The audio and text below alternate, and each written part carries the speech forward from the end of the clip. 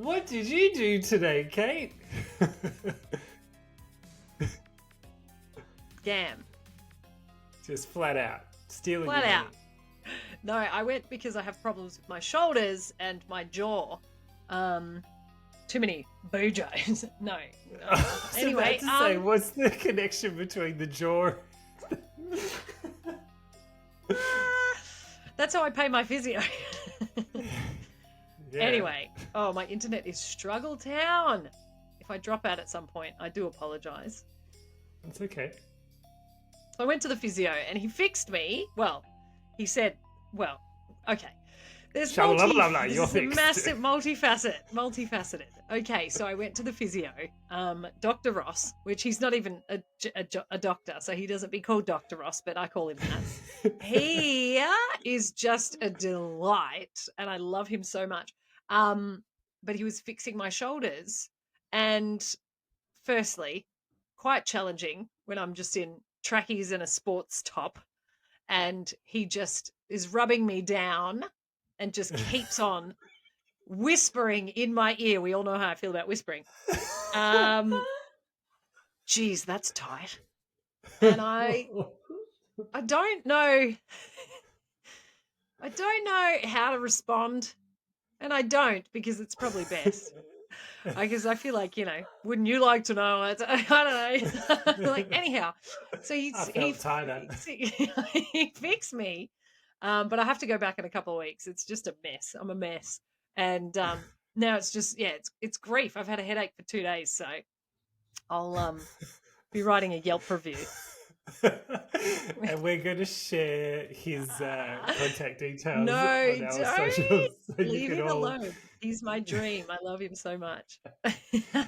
I'll come clean, Kate, because I also see an osteo. Okay. So I don't know if on the scale of accreditation, legitimacy, if osteos are a bit more.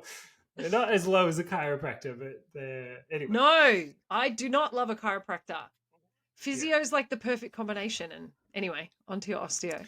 So I see an osteo, and he is just a hot cup of Joe. He is. Yeah. He's hits the spot quite literally. And he loves talking about footy. He's Italian. He's from the same sort of area that your family is from. Yeah. And we have a grand old time. But I sit there and I'm completely topless. It's full, semi-nude. Excellent. And then he's like bear hugging me and he's cracking me and bending me and all over the place. And I'm like, yeah, it's a very, As far as services I pay for, that's one of my favorites. Yeah. Leave the money on the bench. Goodness me. And I just recently, because I'm of age, and by of age, I'm past the age of consent, but I'm now in the point where the health system feels sorry for me because I am a single gal over 30 who's not had a baby. And they're like, you should get health insurance. So I did that. And then they punish you for not having had health insurance. So I am getting punished in so many ways. But so I was able to do that for the physio. I'm like, I've got a health insurance. And they were like, oh, okay, cool. You can have some money back. I was like, huh? What? Cool, man. So I did that. Yeah, folks, if you are not yet 30 and in Australia, get health insurance. Go do it, because it's just, it's frustrating. It's lose-lose. You get it and you're paying for it, and you feel like, why the hell? Yeah. But then you don't get it, and then you pay for not having it. And then you're like, well, fuck, I should have had it. Anyway. Boy, oh boy. Hey, Dom. Hi, Kate. Wait. Yeah. Did we no, have any? You just did we do that? Okay. Now, question for you now is there any ding ding housekeeping? There's a nice Julie Andrews moment there. It was a bit. We'll do a quick little housekeeping, folks. If you're new to us, welcome. Hi. To Shitting Bricks. How you doing? I did actually spruik us to a few celebrities over the weekend on a TikTok, Instagram, Ask Me Anything sort of binge. They were all asking questions, so I recommended us, nice. Kate. So I don't know, maybe a famous person's listening. Yeah, hi.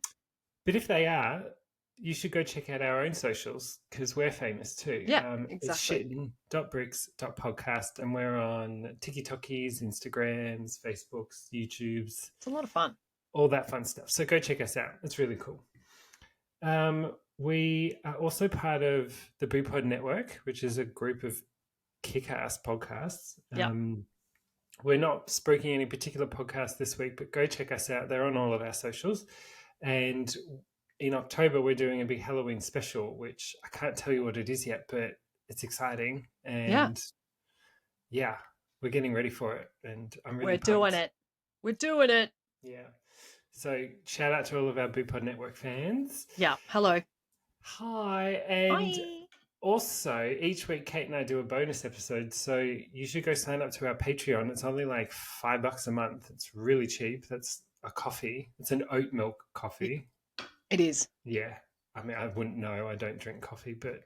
I don't, but my work wife, Jessica, does. And I get her oat hot chocolates because she is with child. I can't wait to be a mother.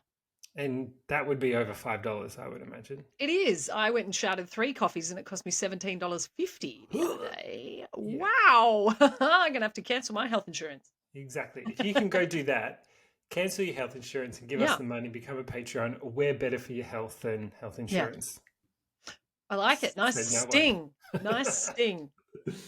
And last but not least, if you make it to the end of the episode, which of course you will because it's Kate's turn this week and you've all missed her beautiful voice, give us a rating or a review. Yes, please. Do it. And that's about it. Wrapping it up with the housekeeping. Housekeeping. So bye. Oh boy. Speaking of Patreon, our premium Patreon member, Chelsea Wilkinson. No, yes. Chelsea Easterby. She changed her name many years ago. I reached out to her because I was a little bit stuck and she suggested that I do an episode on catfish. So today's episode is one of my classics, multi-story, multi-faceted episode about catfish. Would you like to learn a little bit about this, Dominic? I've had many a nice catfish dishes all across the southern parts of the United States. So. Excellent. Well, let me tell you a little bit about it. Catfish are a diverse group of fish named for their prominent barbels, which give the image of cat-like whiskers. Catfish are found primarily in freshwater environments of all kinds with species on every continent except Antarctica. You miss out. Sorry, folks. Some species of the families Aridae and Plotorcidae are also found in marine environments. There are armor-plated types and also naked types. Hello. However, they do not have scales. There's an interesting fact for you. Not all catfish families have prominent barbels. What defines a fish as being in the order Ciliariiformes are certain features of the skull and swim bladder. Now, catfish have no scales. All catfish, except members of the electric catfish family, possess a strong, hollow, bony leading ray on their dorsal and pectoral fins through which a stinging protein can be delivered if the fish is irritated. Humans cannot die from this protein, but it does cause you a good deal of grief, just letting you know. Catfish have a sweet, mild flesh, which makes them an important fish for food throughout the world. Blue catfish and bullheads are cultivated in North America, especially in the Deep South, with Mississippi being the largest domestic catfish producer. Air-breathing catfish and shark catfish are heavily cultured in Africa and Asia.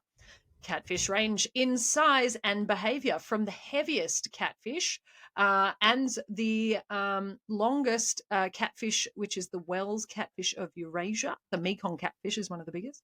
The average size of the species is about 1.2 to 1.6 meters in length, and fish of more than 2 meters are very rare. The largest specimen on record measures more than 2.5 meters in length and sometimes exceeds 100 kilograms in weight. That's a fat fucking fish. It is. It is. Now, folks, don't dismay. Don't be concerned. Believe it or not, this episode is not about catfish, which you eat or fish for. I'm going to go on a bit of a different tangent, but I wanted you all to learn something, and I really wanted to start the episode off with a bang because we love to teach you, We love to talk about things, and I, for one, did not know catfish could be that big, nor that they did not have skulls. So, whilst we put a little pin in our catfish learning, I'm going to talk to you a little bit about the digital kind, which is a person who pretends to be somebody else online and lures folks in to a false sense of security, relationship, and lifestyle, and never meets and never does stuff. Are you ready, Dom? I am, but I do want to just give a shout out to us on that seamless how was it? How was that? Yeah. You know, and I will say, in order for me to do that, what some may call a joke, inverted commas, I went to 5 different fish enthusiast websites, and I tell you what, if you want a bit of a gas, go and look up some catfish and some fish websites, because they are just a fabulous group of people that are putting effort into teaching people about aquatic animals. Isn't it lovely? Like, there's some people that get so excited about topics like that. Yes, exactly. The way that we get excited about Pierce Brosnan and Michael Douglas, 80s films. Please, I've just slipped off my chair. Yeah, exactly. They're so cute, and I love it. And they're such wholesome websites, and they really just want to teach people about fish, and I loved it. So I'm glad that I was able to dive into that and give you guys some catfish facts. Thank you for the learnings, Kate. No problems. But I want to hear about this scary side of catfishing. Okay, let's talk a little bit more about the dodgy side of catfishing. I'm going to teach you a little bit about the history of catfish in the digital sense. So bear with me. This article that I'm first going to read from, it's a little wordy, and it's a little bit almost, I'm glad that I've been rewatching The West Wing for the umpteenth time, because my vocabulary extends when I watch that program, because that's just how Aaron Sorkin writes. So I should be able to get through this, but who knows? It's more fun when we can't get through it. Quite early in life, George Tracy discovered that if he were to be reasonably happy and prosperous, he must pretend. So begins a mesmerizing psychological novel by Charles Marriott, published in 1913. The tale of George's lifelong obsession with the elusive frenemy named Mary, who has the key to the side door of his nature, has long been out of print. However, it is remembered chiefly for its title, The Catfish. Yes, this century-old book gives us the figure of a modern-day catfish, the shrewd machinator who breaks hearts and passwords with nothing but Wi-Fi, cunning, and yottabytes of imagination.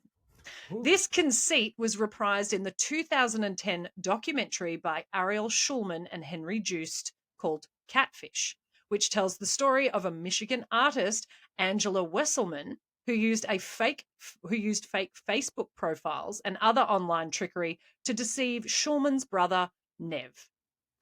Now, you would know Nev Schulman from the MTV program Catfish, so I'll tell a little bit about that in a moment, but that's who we're sort of talking about in the modern sense.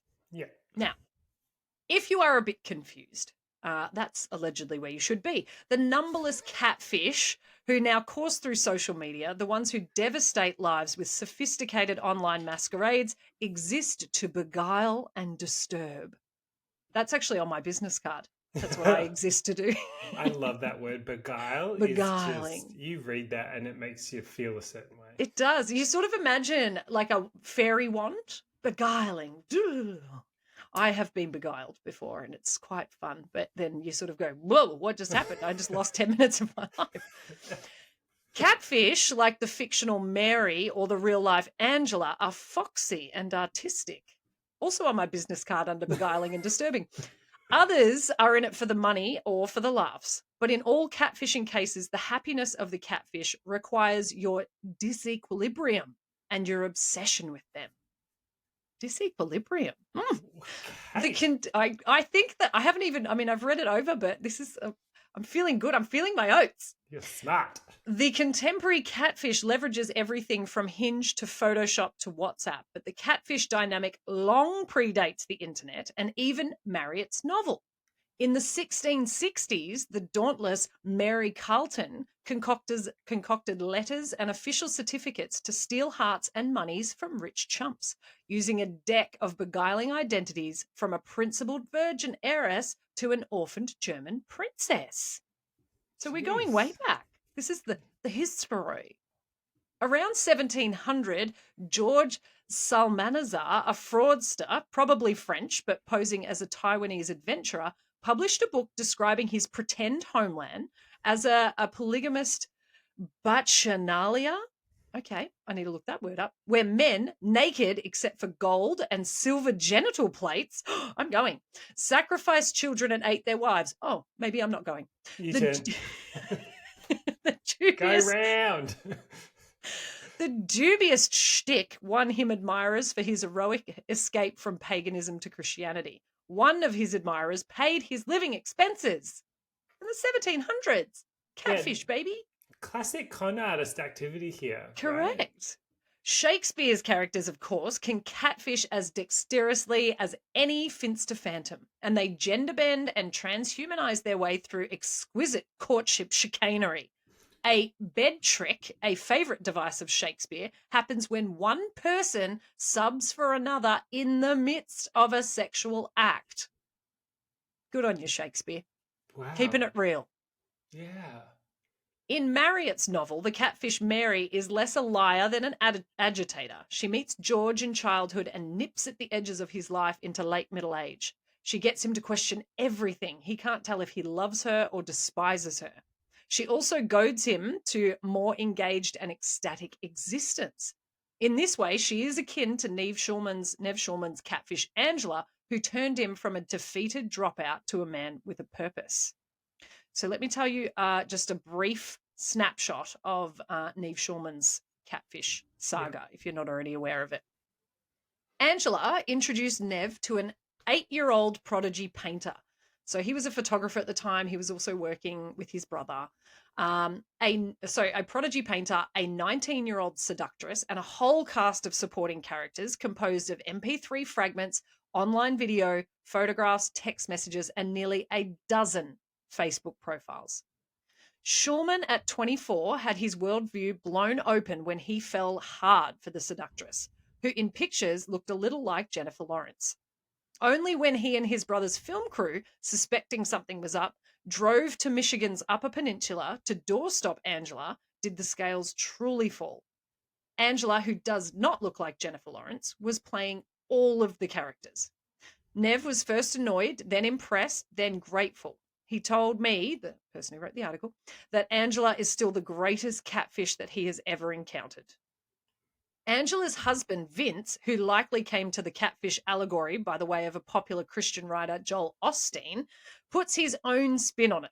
So this is where they came up with the title Catfish of the film, of Nev's tale. Yeah.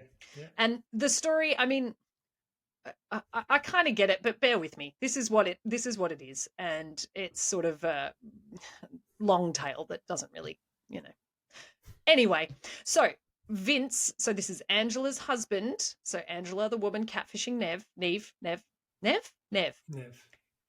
They used to tank cod from Alaska all the way to China, he says, mixing up the geography. By the time the codfish reached China, the flesh was mush and tasteless. So this guy came up with the idea that if you put these cods in big vats and put some catfish in with them, that the catfish will keep the cod agile. And there are those people who are catfish in life. They keep you on your toes. They keep you guessing. They keep you thinking. They keep you fresh. So that's what Vince had said when they interviewed him. Interesting. So they got to interview, Angela and Vince, and they seem to be just kind of like, oh, yeah, we did that. And this is just such a cracker's story of why people would be doing this to this man. But this brought the catfish, full circle. The person of Angela recalls the fictional Mary. Each is an intriguing and maddening woman who shakes up the existence of another. Not long ago, Schulman's MTV show became a podcast. Schulman and co-hosts, they help a bunch of, young lonely hearts who have fallen in love with digital humans, and they help them to determine fact from fiction. Over and over, the show features catfish victims who have been daydreaming into their phones, shoring up fragmentary missives from the outer space to create alternate lives. Oh. So that's a bit of the brief history of catfish. It's kind of unsettling on so many different levels that yes. A, this was always around, but B, like just the fact that there's an industry on this now, there's an acceptance that it's just normal, okay-ish behavior to certain Yeah. degrees. I mean, even I was following I think like Bumble have an Instagram profile, so they share things about dating and stories and stuff like that. So I follow them, but even then, I saw just a few days ago that they posted, the sort of checklist of going out on dates, and just things around, trying a phone call before you meet, or organizing the time, meeting in a public place, all of those sorts of things, and it's that sort of checklist where I just think, gosh, there's still people who aren't doing those things, who are putting themselves in vulnerable positions to become victims of this. And it's really scary, because with Photoshop and, like internet sites and stuff, it can be, I'd imagine it would be easy-ish until you get to the meeting part. Yeah, but even then, and I'm sure you're going to get to it, Kate, there are some intense examples of people that have met, married, Yeah. had children, Yep. known each other for quite a long time, and then the fish Yeah. doesn't The get fish into doesn't the fish pit. doesn't fall far from the tank. Yeah. Yeah. You know what I'm trying to say. I do. Yeah, I know what you mean. It just sort of all comes out after. Yeah, I struggle to like figure out who I am on a daily basis, let alone being able to concoct and maintain a lie of that level. I mean, I have students ask me about my relationship and my status and all that sort of stuff every day, and I give them different answers all the time, because one, it's none of their business, and two, if they knew the real story, they'd be traumatized. So I don't give them much information. But it is funny when you think about, I had someone ask me today where they said, are you married? And I said, not yet. And they said, oh, so you're engaged. And I was like, also not yet. And they said, oh, okay, so does your boyfriend like want to propose to you? And I was like, I'm not sure, you'd have to ask him. It doesn't exist. But at the same time, but it's funny how, people pop into my head and I'm like, who would fit that bill? Who could I pretend that it is? And I'm like, this is too hard and scary. I'm not pretending about anything. So these folks are pretty incredible. I think I could do it. I think I could do it if I didn't know the person or didn't have, Yeah. Like as in catfish or maintain a hidden life. If there was no collateral, like if there was no damage or risk to actually hurting someone. Yeah, exactly. I would love to give it a crack and see if I could do it. Yeah. I would never do it because I don't want to hurt people. But I also think I would be pretty good at spotting one. Okay. Interesting. And it reminds me of that. There's a game on Netflix, which I don't know if you're going to mention it, that talks about catfishing. I'm going to leave that at there in case you do talk about it. Okay. I don't think that I do, but I'll talk about it at the end. All right.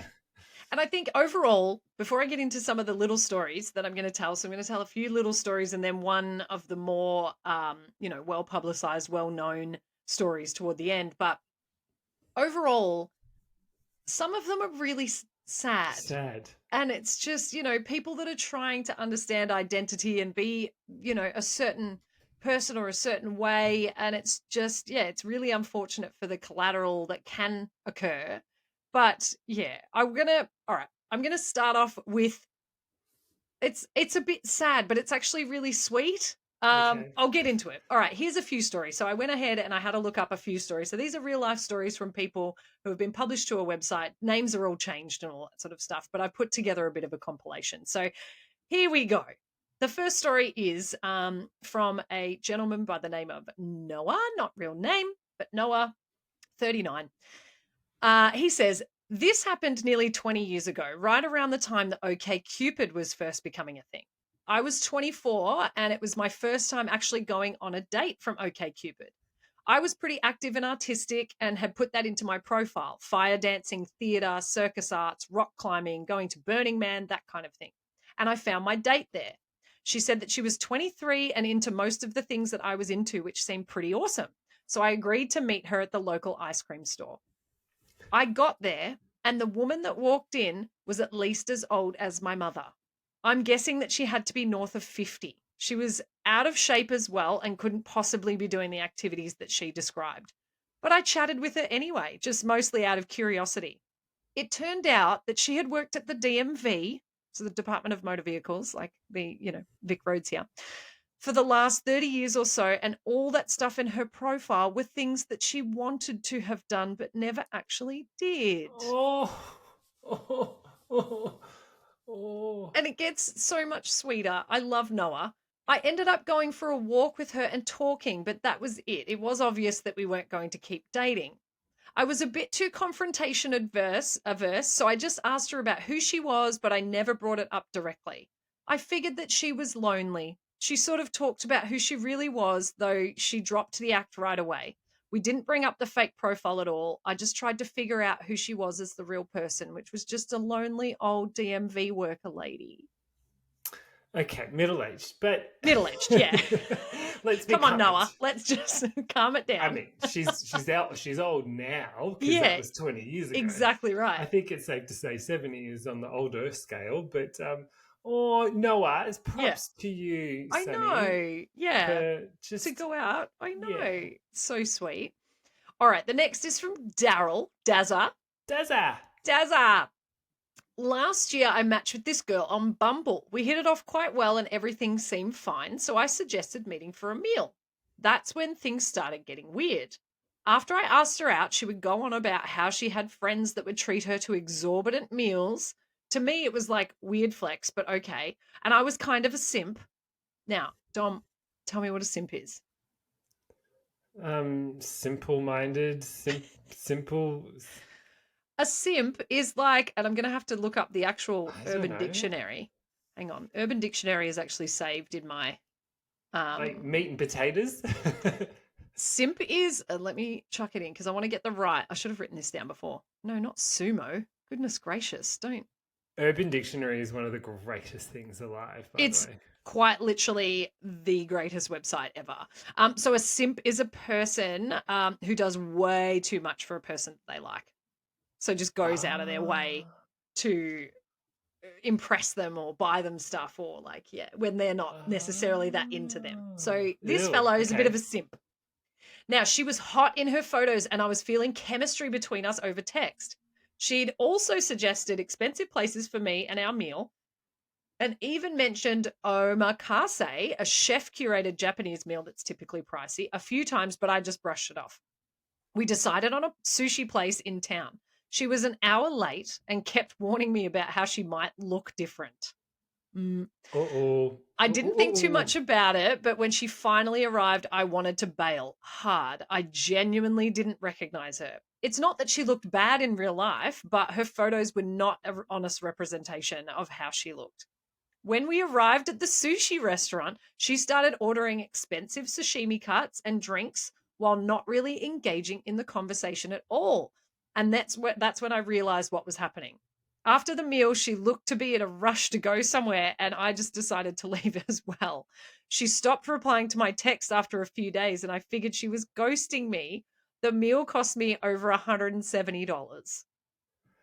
Dazza. Oh, God, that's just awkward. I don't understand people that sit through those sorts of things. I'm very much a first date is a coffee. It's not a full meal. We're not sitting through a meal. You don't know if the service is going to be slow. You don't know what you're going to be stuck with. It is a coffee. That is it. Because the only purpose of a first date is to decide whether you want to go on a second date. That's how I see it. So if you go for a coffee, I decide in the first 10 minutes whether this is going to go anywhere. So I can either smash down my soy latte and be like, oh, I've got to go. Thanks so much for your time. Or you can then, if it's working out really well, you have a coffee. Then maybe you go, actually, I'm a bit hungry. I'm going to get some brunch. And then brunch turns into lunch and lunch turns into lifetime. So, it seems to be working out so well for me so far.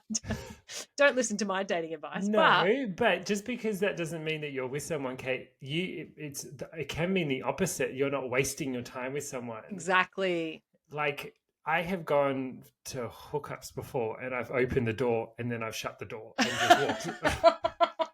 Like, words don't even need to be said. I'm like, not happening. Not happening. Thanks though, babe. Yeah. Like, I'm not wasting my time. No, why would you? All right, the next little story I have. During my teens, now this one was like, again, a little bit sad, but this is from Timothy. During my teen years, I frequented, not our Timothy, there's a couple other Timothys, I think. During my teen years, I frequented the dating chat rooms on AOL Instant Messenger. Throwback. Remember it. Yeah. Before long, conversing with my new friend became a much anticipated part of my nightly routine. Many of her anecdotes included references to her identical twin, and as topics came to include more intimate details, our interactions took a turn. During one memorable exchange, she told me about how she and her twin sister had a foursome with their boyfriends while their parents were out of town. Then, after a month or two of daily conversation, she told me that her sister and her father died in a car accident. I did my absolute best to offer condolences, but I was out of my element. I was just a 16-year-old kid with no idea of how to comfort someone during a genuine tragedy, so I asked what I could do to help.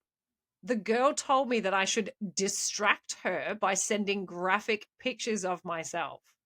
It didn't make a lot of sense to me, but I complied. The stories became wilder. She said her mother suffered from a debilitating accident and died soon after. She was supposedly sent to live with her uncle, who forced her to work in a strip club. And then she said that she had learned that she'd been adopted at birth.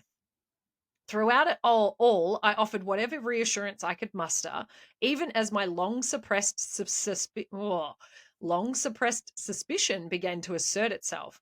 As more and more inconsistencies started cropping up, I realized that I had been swallowing lie after lie for months. I gave her an ultimatum. She could either tell me who she really was, or I would permanently cut off contact with her. It led to our first and only meeting via webcam. The girl on my screen was a teenager, but that was the only truthful link to the description that she had given me. The twin, I learned, never existed. The girl's parents were both alive and well, and all of her stories, she claimed, had been invented to keep me interested, because according to her, I wouldn't have kept talking to her if I had learned who she really was. In the end, she was proven right. I did stop talking to her, because by then I had learned that I could not trust a single thing she said. Yep. See you next. Yeah. Bye. Bye. Next. I mean, what is it about children and teenagers these days? Yeah. That, what are they consuming that's telling them these stories, right? I know. And to think that that's what you need to do to keep people interested is to talk about these horrendous life experiences that aren't even happening to you. Bless. Compulsive lying is a real thing. Yes, without a doubt. Okay, my next mini story. Don't have a name for this one. We're just going to say it's by Sandra. Sandon. I think it's a dude. Sandon. Yeah. Okay. The only time I've ever been catfished was the time my ex set up a fake account to test my loyalty. Oh. This one is so not well thought out. It's great. At the time, Ali and I were navigating a long-distance relationship after she had moved across the country. Because of college, I could only spend summer and winter breaks with her, and for the rest of the relationship, we were over 1,000 miles apart. One day, I got a friend request on Facebook from a beautiful girl that I didn't recognize.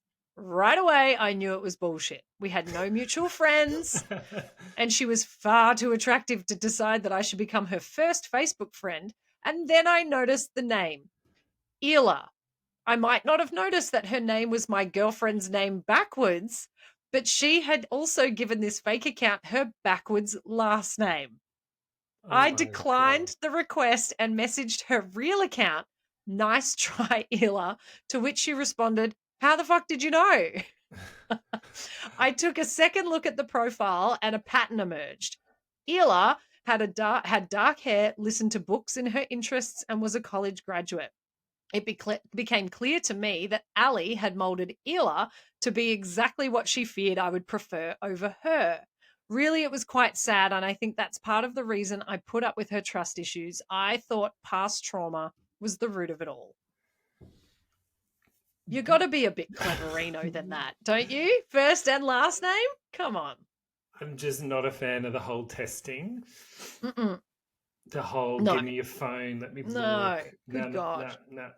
And on the flip side of that, I'd be like, yeah, go nuts. What do I care?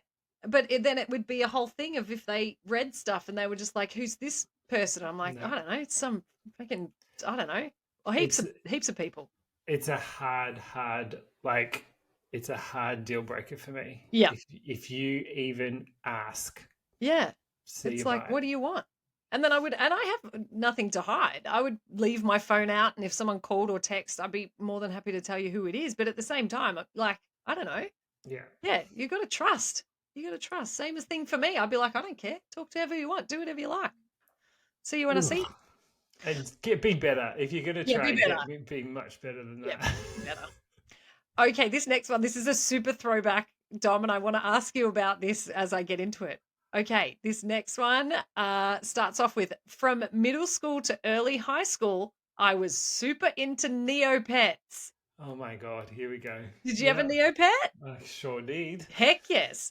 This was in 2004 at the height of Neopets' popularity.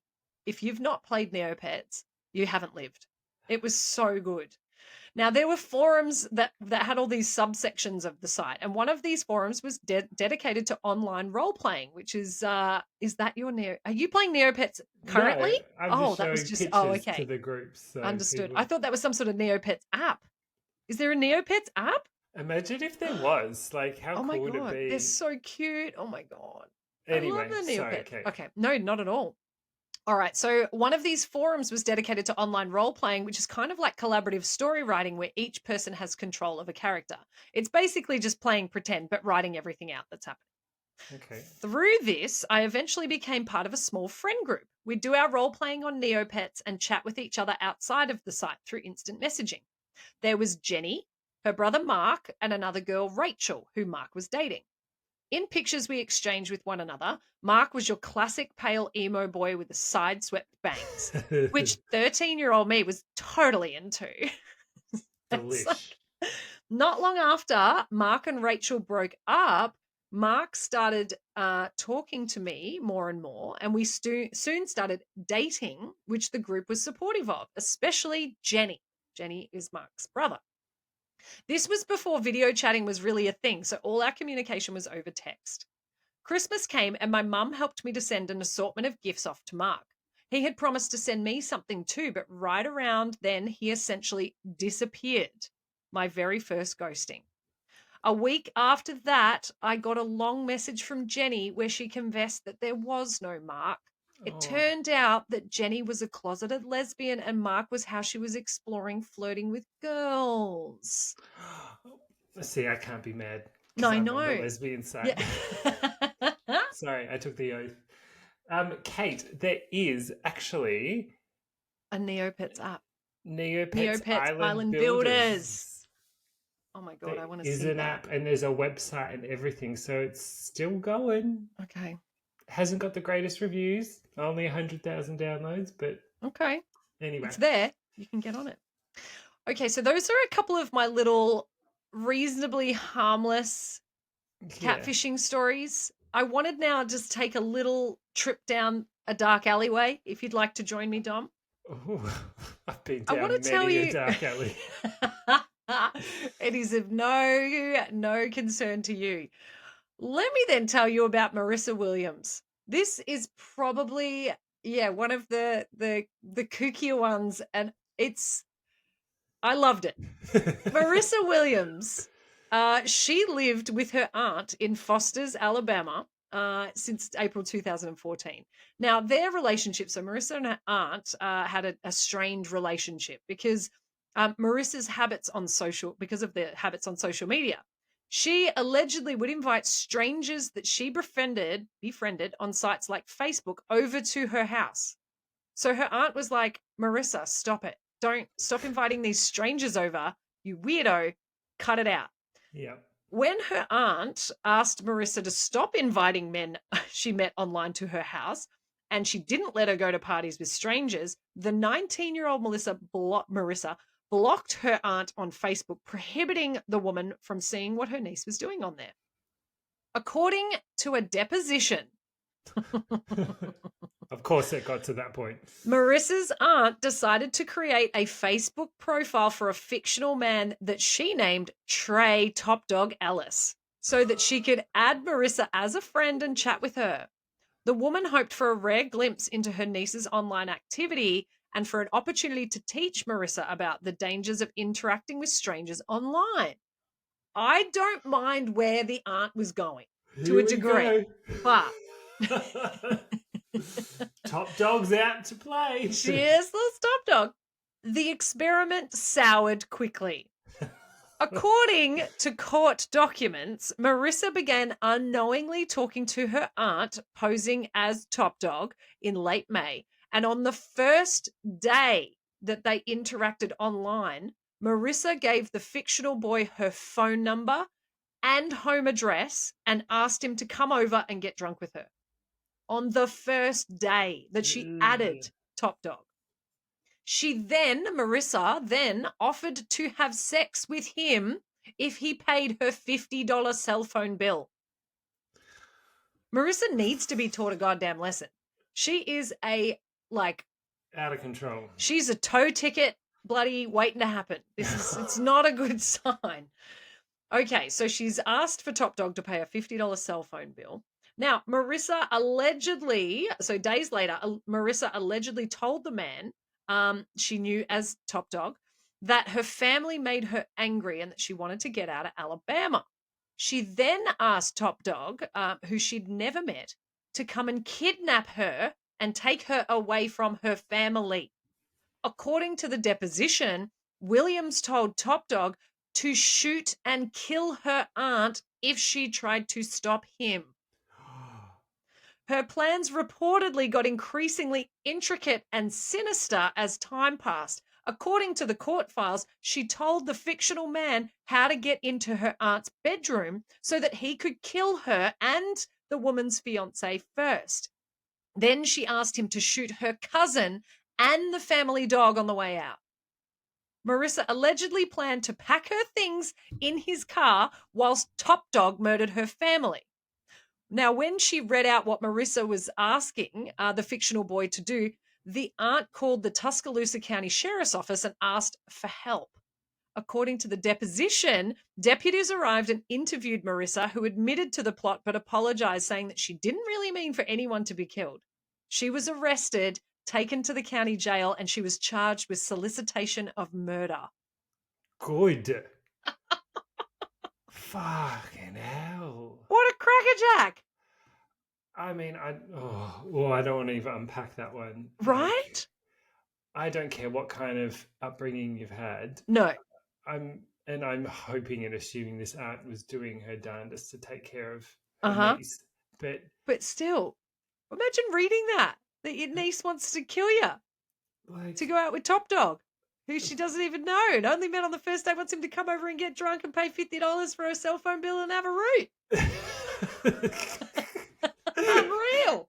You put it so simply, Kate, it makes perfect sense. But hats off to the aunt for being able to continue the conversation and get it to this point. Yeah, and then be able to use that evidence against her niece.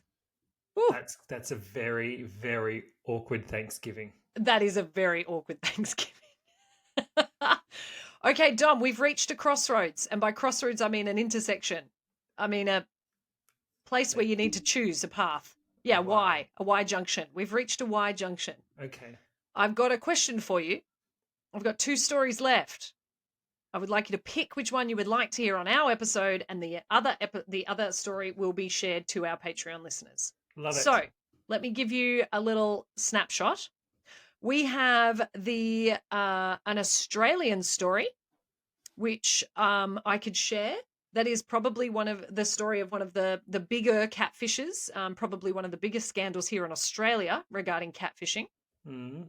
Or we could go over to the United States of America, where one of the biggest sporting-related catfish stories that ever happened, it was just so horrendous, which led to a Netflix documentary happened. Which one would you like? I think I love it when you give me these questions because I like the logic. Yeah, I want to know, and I want to know why you're choosing this too. It's always good. This reminds me, there's an account on TikTok, and I'm doing it right now, which is this ADHD girl who sits with her boyfriend and just goes on a tangent for a good 5 minutes. Oh, yeah. And I show that to Kane constantly because I'm like, this is me. Yeah. I sit down and I have a full-blown conversation with you that I've already had in my head. Yeah. You've got no clue what I'm talking about, but it makes perfect sense to me. Anyway. Every time I see those things, and it's just such a trap of social media and things like that, but every time someone goes, I'm stimming, these are my stims for ADHD, I'm like, I do all those things. Hang on a minute. But then, I go and see a doctor and they're just like, please stop watching the internet for diagnoses. Exactly. Please, because you're rubbing your feet together. You don't have ADHD. You need to calm down because you're scratching your head when you're watching television absentmindedly. You don't have ADHD. Calm down. Yeah. You have achieved some things in your life that would be significantly harder if you had ADHD. You need to chill. Yeah. That's another lesson. Proviso. Folks, don't turn to TikTok to be Please don't. But anyway, all right. To your question, yes, Kate, my logic is that the majority of our Patreons are more Australian leaning. Nice. So would appreciate the Australian story being told in the Brickenet episode. So let's do the American story. Let's do it. This. Okay. Yeah. Perfecto. All right. So we're going to January 2013. I'm going to tell you a story about a NFL footballer or an American footballer by the name of Manti Te'o. Have you heard of Manti Te'o? I apologize if I'm pronouncing that incorrectly. That's how I'm going to pronounce it moving forward. Please write in so that we can have a look at it and not make any changes. In January 2013, because it'll be too late, in 2013, Manti Te'o became one of the most disgraced players in college football history. But it was not because of his performance on the field. Te'o, who was once hailed as Notre Dame's star linebacker, quickly garnered media attention during the beginning of his football career. His heartfelt backstory, which centered on faith, football, and family, was seen as admirable, and so were his athletic talents, grit, and strict sense of discipline. Everything was going well for Te'o until it wasn't. I Te'o'd you. I Te'o. Yo, you're good, yo. You're good. Isn't that just always the way that it goes? Everything was going great until it was not. On September 12th, 2012, he announced that he had lost both his grandmother and girlfriend, Lenny Kekua, on the same day. So he had said that his grandmother and girlfriend had passed on the same day. Despite the tragedies, Te'o persevered and received public support and national acclaim. He refused to miss a single game and successfully finished his season, thus fulfilling a promise that he had made to Kekua before her passing. But things took a turn for the worse just a few months later when it was revealed that Kekua was not a real person. In fact, she never was. The bizarre yet heartbreaking tale is revisited in Netflix documentary Untold, The Girlfriend Who Didn't Exist. The hour-long feature spotlights Te'o himself along with his family, friends, and the one individual who was behind the entire girlfriend hoax. So they're all together on the same documentary, which I'm looking forward to watching because I didn't get a chance. I was hoping to watch it last night, but I didn't get the chance. Now, here's a closer look at the hoax and its outcome.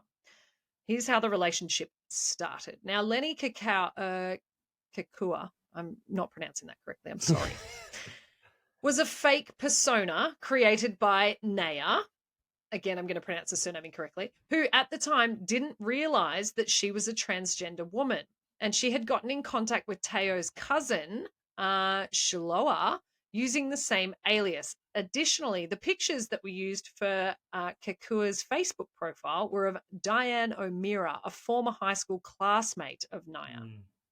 In the documentary, Naya explained that she created Kekua while struggling with her own gender identity and sexuality. Although she knew that what she was doing was wrong, Naya continued her catfishing, saying it was the only way that she could escape from her current hardships. I knew what was right and wrong, but I was far too in love with being looked at this way, Naya explained. Yes, it was completely selfish, but what it was made me happy. It was what I wanted to be reality. Now, Naya and Teo became Facebook friends in 2009 during his first year as a football player at Notre Dame. For Teo, conversing with Kekua was comforting because she was the first real connection that he had made after moving to South Bend, Indiana. The pair routinely communicated on an app and grew closer after Kekua revealed that her father was sick. I felt like I was helping her, and that made me feel good as a person. I really fed off that, Teo said in the documentary. We would talk often. Through those conversations, I started to get to know who Lenny is and what she stands for, what her values are, and I'm like, I really like that.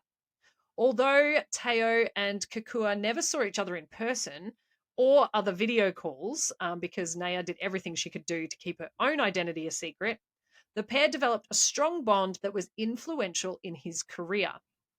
I remember telling him, you have to see the bigger vision. You have to focus. You have to get your mind right. You have to start holding yourself to this standard and be prepared. Naya said of one of the more poignant conversations that she had with Teo. Now, that conversation eventually motivated Teo to continue playing football for Notre Dame that season in his senior year, even though he qualified for the 2012 NFL draft. Oh. So he stayed playing college ball. Almost a year later, Teo received news from Kekua's brother, another fake persona created by Naya, that Kekua had been in a car accident. Teo was told that she was placed on life support and had been diagnosed with leukemia. This is hectic. Okay, well, okay. Yeah, there's a lot going on. Poor guy as well. Like he's trying to, manage his career and then his family and then this relationship, which isn't real.